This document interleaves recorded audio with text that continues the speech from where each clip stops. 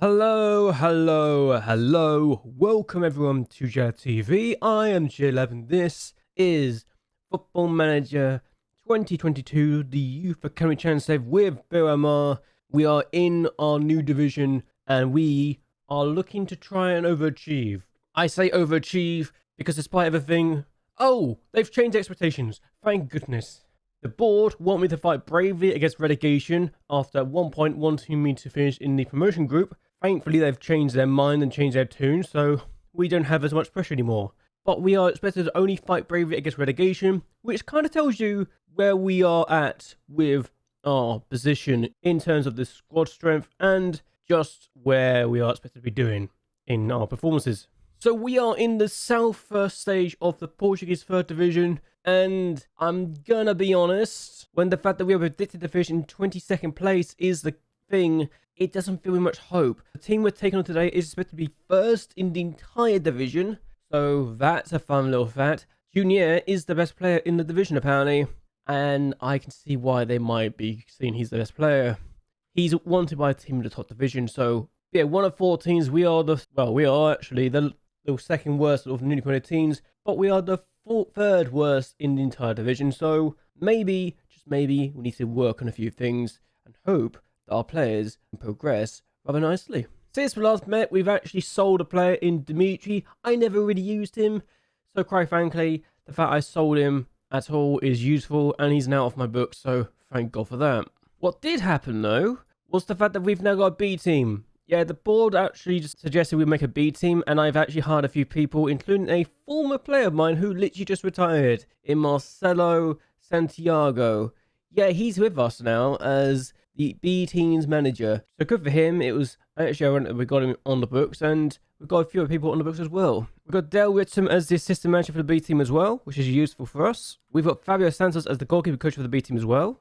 We've got Dave Sawyers as one of the coaches for the B team. We've got Loic Defour as another coach for the B team. We've also got one more coach in the form of Victor Guerrera. Now, they're not amazing coaches, but they're still really good for what I'm looking for. We've got Gareth Liversedge as the head physio for the B team. And we've got Thiago Tareco as the chief scout for the B team as well. Even though he's never going to be helping sign any players, he's still able to help them out. So yes, the B team's with us now. We've got the B team. And yes, a lot of the players that we have in the B team have gone into the B team right now in terms of the players that we currently have. So they're only getting part-time, training, but we're hopefully going to do more and more. Also, before I talk about this, before we go forward, I managed to accidentally lock myself in for Saturdays and Wednesday game time only. It means that pretty much all my games are locked for Saturday right now, which is fine. It's once a week, but I wasn't expecting to accidentally lock myself in. I've changed it since, after I realized what I've done, but I can't change the league fixture, so hopefully this will be the only year we'll have this situation.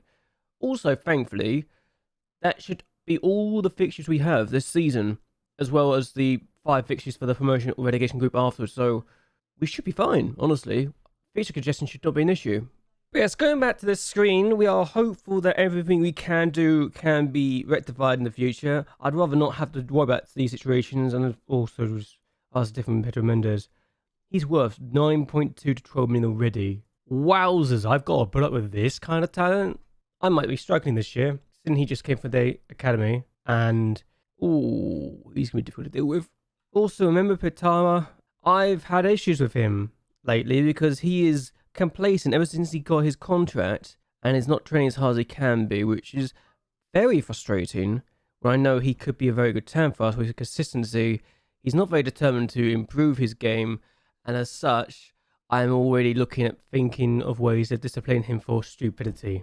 Because I need him to improve, and he's not going to improve if he's not going to train properly and be complacent in his training because he's got a new bloody contract. Casanova is now looking good and is now considered a 2-star player for the centre-back position, which is useful. It's just a shame he's only good enough for the division below, which again is not surprising. Tavares, though, he is injured right now and he's only good enough for to be a good player for the division below. So we know our weaknesses right now. We are up against it this year, and we're taking on a team that is predicted to finish top of the group, top of the entire division today, and hopefully we don't embarrass ourselves too quickly. I wouldn't be shocked if we don't do well, and I wouldn't be upset if we get beaten here. But again, it's just one of those things, you can't help it, sadly enough. So hopefully this will not be a pain for me and we can do bits and pieces. So yes, Tavares is out injured for another 4 days. Thomas is already playing in football because of this issue. We've also got the under 19s also playing today as well, which is very uncomfortable. I had to literally tell some of my backroom staff not to play David Alves because I will be using him this year, and he's now worth up to 60,000, which is very useful indeed. I've had offers for him. I've rejected all of them, and he's not made a fuss about it at all. So if we can get him to be a superstar for us, then maybe midfield is sorted. But either way, let's take on our opponents today.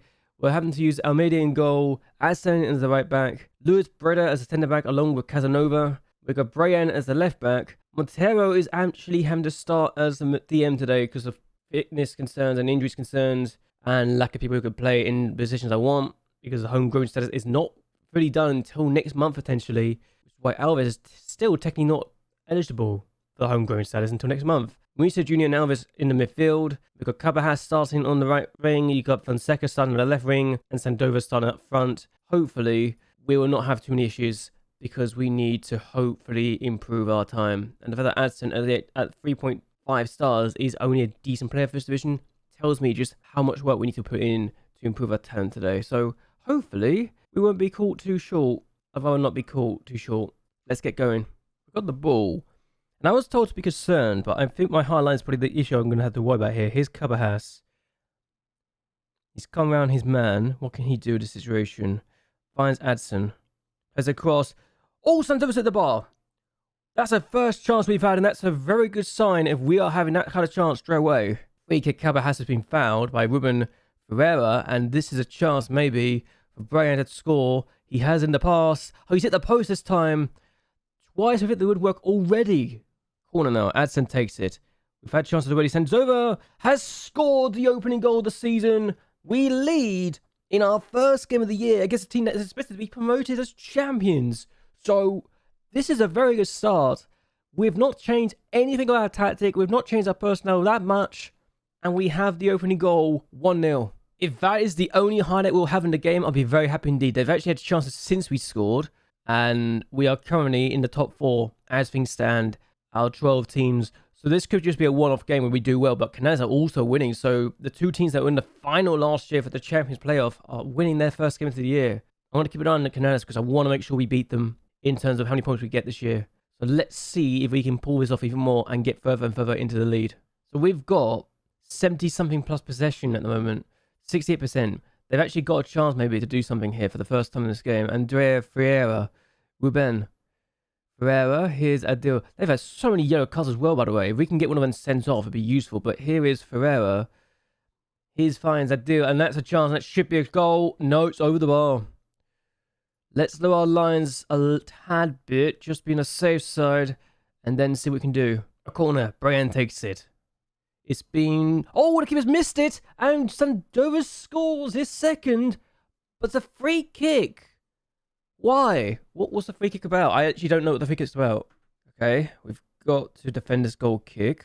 And we are going to do that comfortably. Brian's not at the ball for... He literally could just control his chest and be fine. But apparently didn't feel like he was comfortable doing that.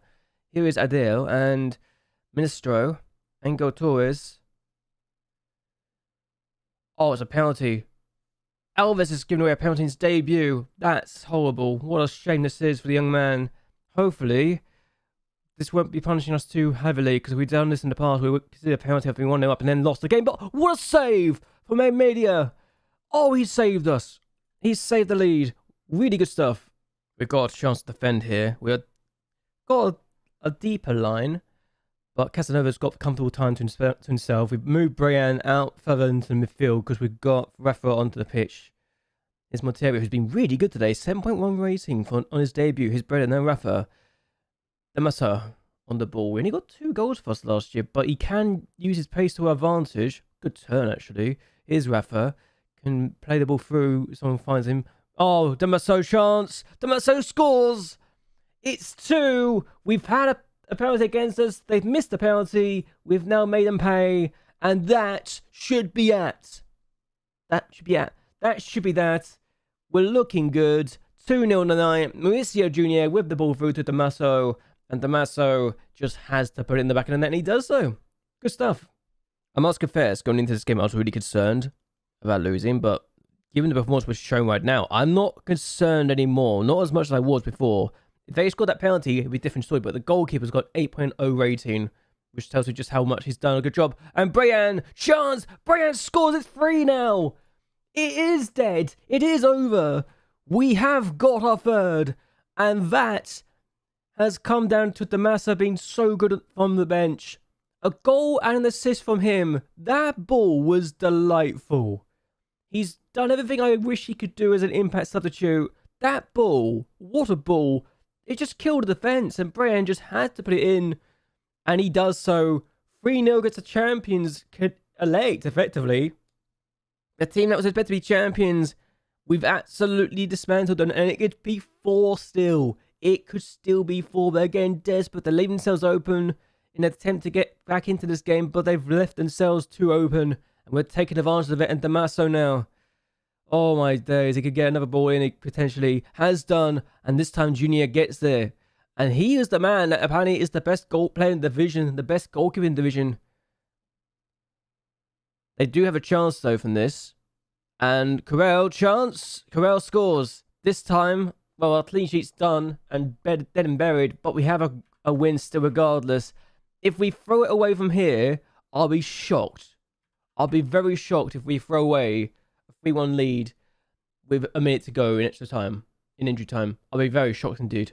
And we do win 3-1. Our debut in the division has gone much better than expected, and Montero actually had a really good game as a debutant. Adson had an 8.0 rating. Amedia had a 7.8 rating. After saving the penalty initially, he might have actually lost a bit of rating because he considered the goal the way he did, but we made changes, it worked well, and we win 3-1 on our debut in the division.